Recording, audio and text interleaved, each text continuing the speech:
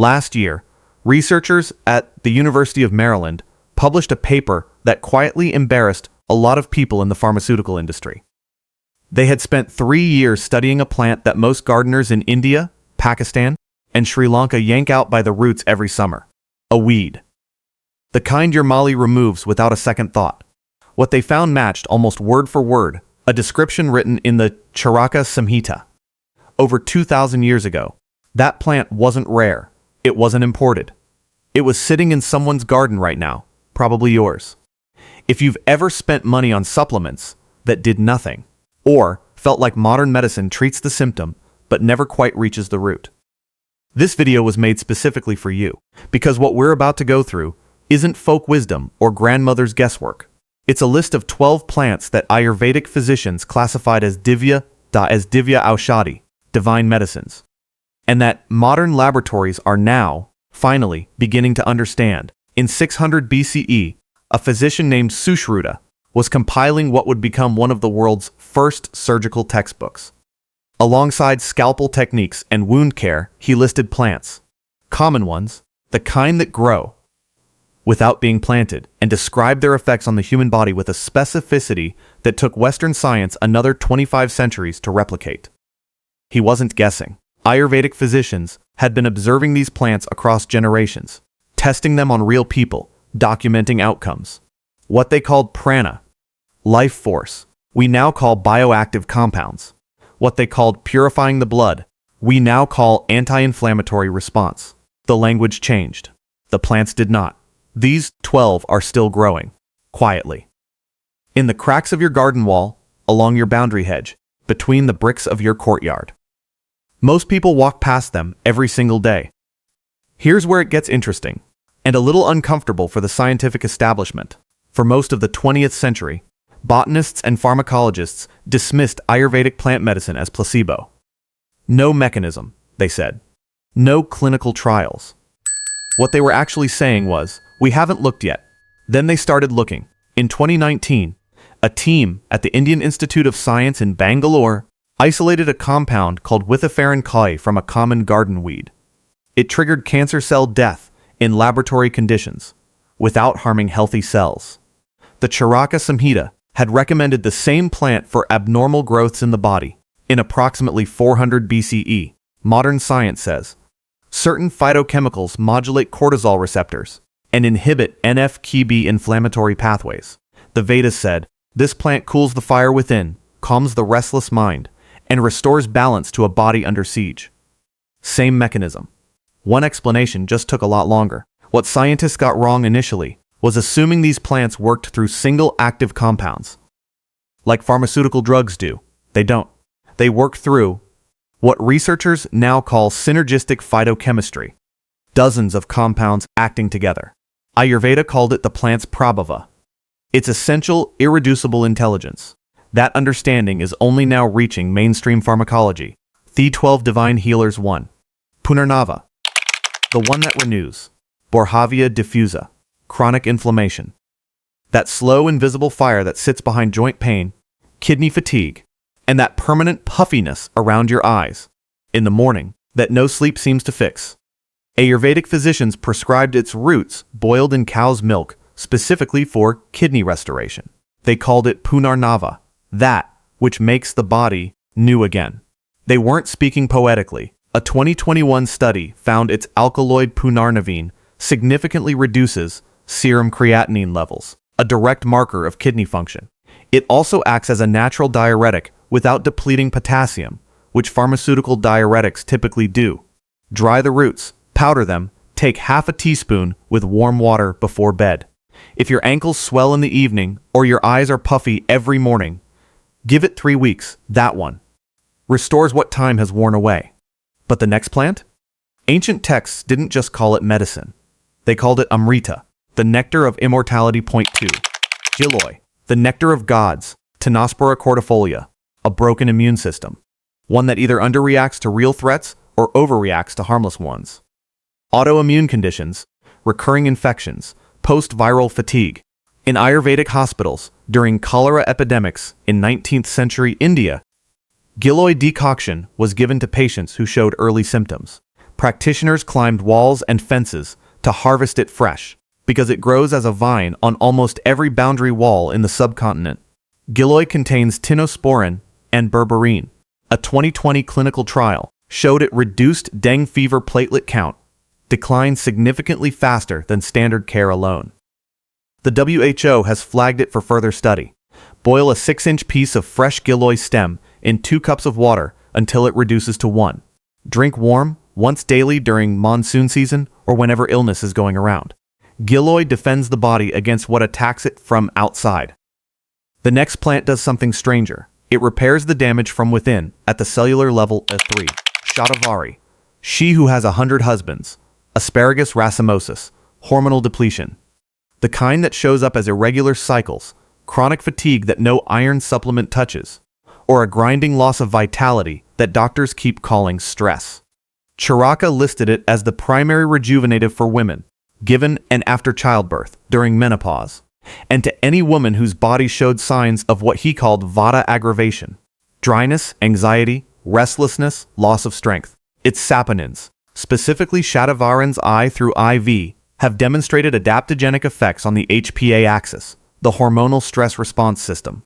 A 2015 Indian Council of Medical Research study found measurable improvement in follicular development in women with PCOS. A teaspoon of Shatavari powder in warm milk with a pinch of cardamom before sleep. The fat in milk increases absorption of its fat-soluble saponins. This is why Ayurveda always paired it with milk, not water. And every year, at the same time, ancient physicians understood something about the female body that mainstream medicine took until the 1990s to map. The next plant on this list was used for something completely different. But it's sitting in almost every South Asian garden, treated as nothing but a nuisance for Brahmi, the plant of Lord Brahma, Bacopa monnieri, memory erosion. The slow fog that settles over a mind that processes too much, sleeps too little, and never truly rests. Vedic scholars were given Brahmi paste mixed with ghee before memorizing thousands of verses of scripture. Not as ritual, as neurological preparation. They understood, without brain scans, that this plant changed how the mind held information.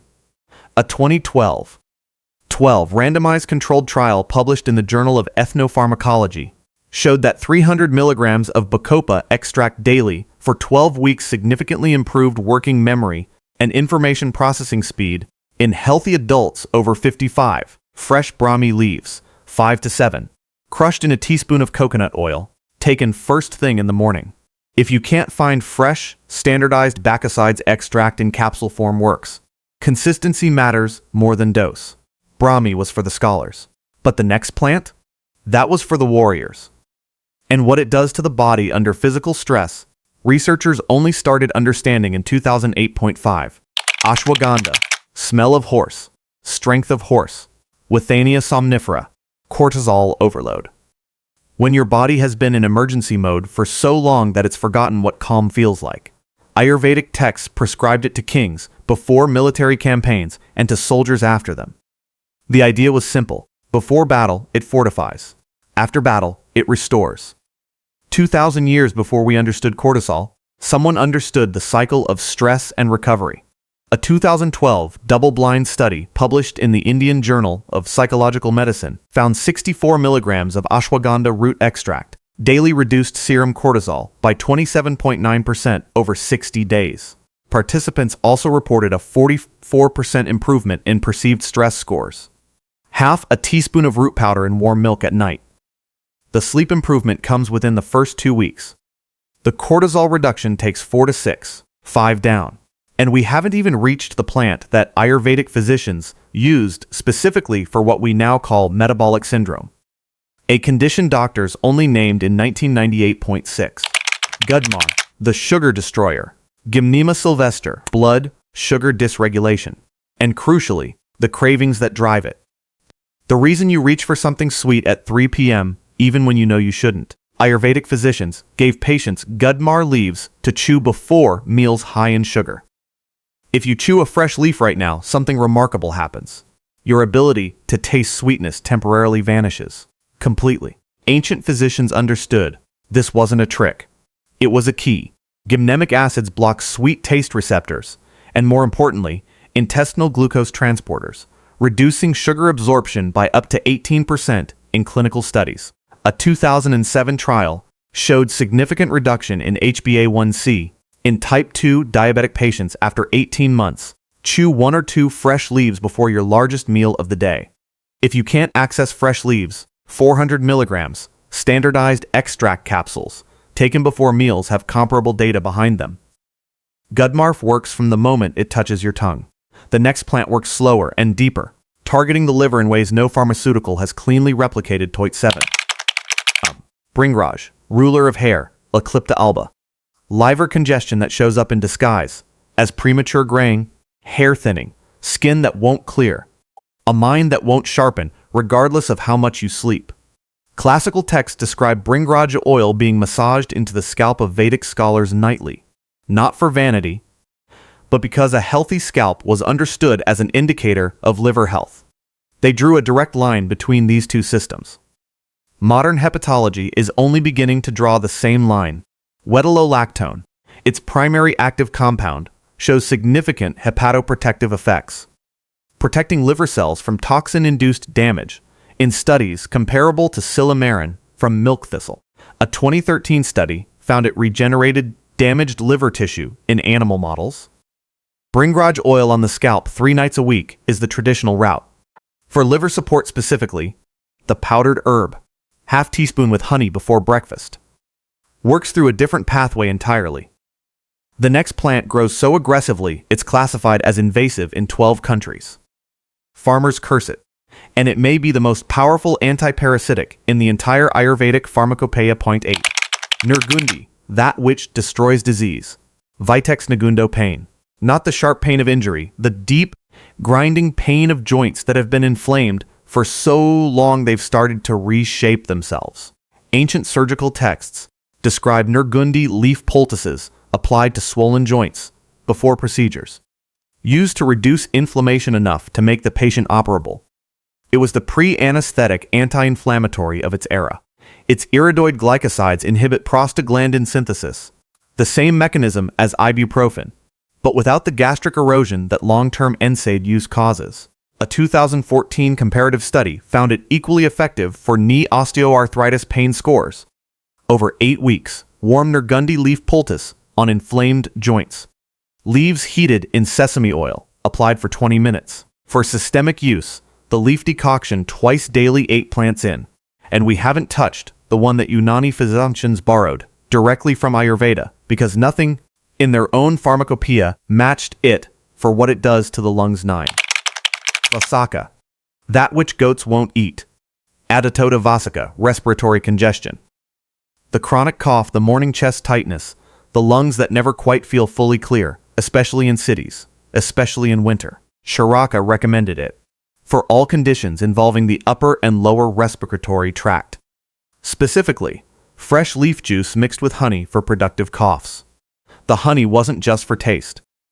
It was understood to carry the medicine deeper into the respiratory mucosa. Vasicine, its principal alkaloid, is the direct precursor to bromhexine, a pharmaceutical expectorant used in cough medicines across the world.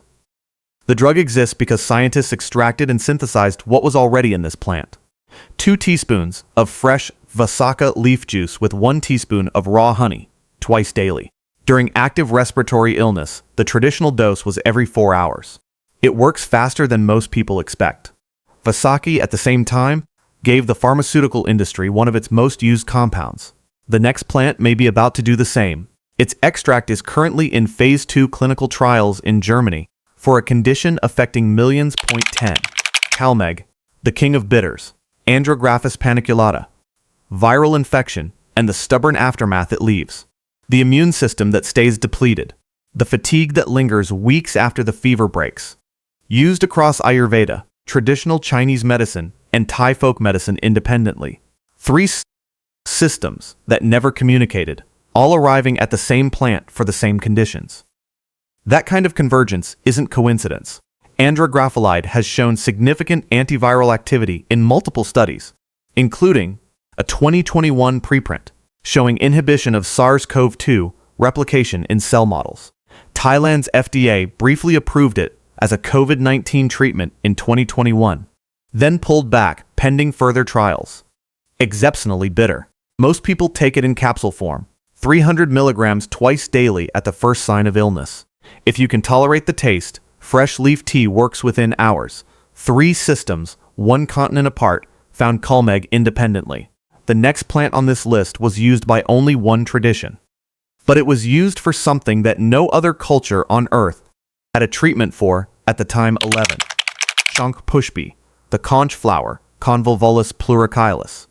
Anxiety that lives in the mind but shows up in the body, the tight chest, the racing thoughts at 2 a.m., the inability to simply be still. Ancient physicians classified it as a medya rasayana, a medicine that nourishes the intellect itself, given to children before studies, given to elders to preserve what time takes. The entire arc of cognitive life, one plant. Its alkaloids act on GABAergic pathways, the same system targeted by benzodiazepine anti-anxiety medications, but without the dependency or sedation. A 2014 animal study showed anxiolytic effects comparable to diazepam at therapeutic doses. Shank pushpi syrup, available at most Ayurvedic pharmacies, taken at night, is the simplest entry point. For the purists, fresh plant paste, half a teaspoon with honey, 30 minutes before sleep, 10 plants for 10 conditions. But the last one on this list is different. This one, the ancient text said, doesn't treat disease. Every year, at the same time, it prevents the body from becoming the kind of place where disease wants to live. 12. Tulsi, the incomparable one, Ocimum tenuiflorum, the baseline. The slow drift of the body away from homeostasis that happens so gradually, you don't notice until something breaks. Tulsi was planted at the entrance of every traditional home, not for decoration, not for religion alone, but because Ayurvedic physicians understood that living near it, breathing its volatile compounds daily, provided a continuous low dose of its medicine. The courtyard was the pharmacy. Eugenol, rosmarinic acid, ursolic acid. Tulsi contains over 100 phytochemicals, many of which have demonstrated antimicrobial, antioxidant, and adaptogenic properties.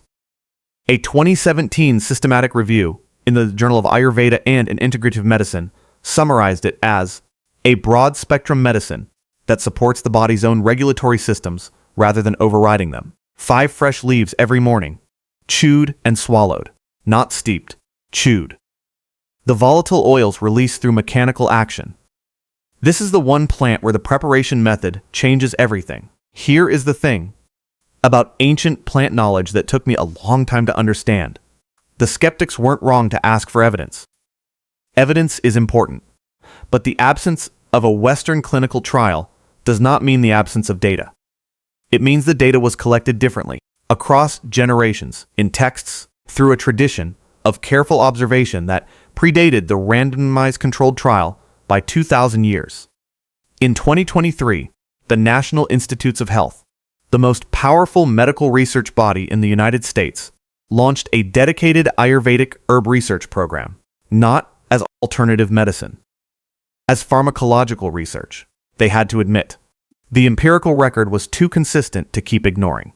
The European Medicines Agency has approved ashwagandha, tulsi, and brahmi as registered traditional herbal medicines. Germany's Commission E, the authority that approves botanical medicine for clinical use, has been studying Vasica derivatives for over a decade. Even they had to admit it. The weeds were right all along. Imagine walking into your garden tomorrow morning and seeing it differently. Not as maintenance, not as a chore, but as a pharmacy that has been waiting, quietly, patiently, for you to remember what it's for. The researchers at the University of Maryland who published that paper last year, the one about the weed that matched a 2,000-year-old Sanskrit description, they ended their findings with a single line that I haven't been able to stop thinking about. They wrote, "The specificity of the ancient description suggests a level of empirical observation we have no current framework to explain. No framework to explain. Because we stopped looking at the garden. We stopped paying attention to what grew freely, what needed no laboratory, no patent, no prescription. Your ancestors paid attention. For thousands of years, they paid attention. This knowledge didn't disappear. It just went back to growing where it always grew, quietly, in the margins, waiting. This is what they knew. And now, so do you. Next, I'm covering something that connects directly to everything we discussed today. One Vedic plant that is now being prescribed by integrative physicians in Switzerland and Denmark for a condition affecting 1 in 3 adults over 40, and it grows rose. Like almost everything on this list, without being planted. You'll want to see that one.